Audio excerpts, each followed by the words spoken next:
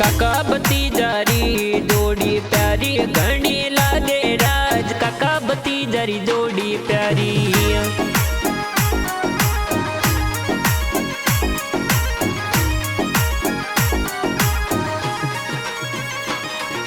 सोनलाल जी का कोसा संदीप प्रदीप भतीजा। मानसी तोरी भतीजी लाडली कई दे राज। प्रिया भतीजी लाडली का कोसा सोनलाल जी। काका भतीजारी जोड़ी प्यारी।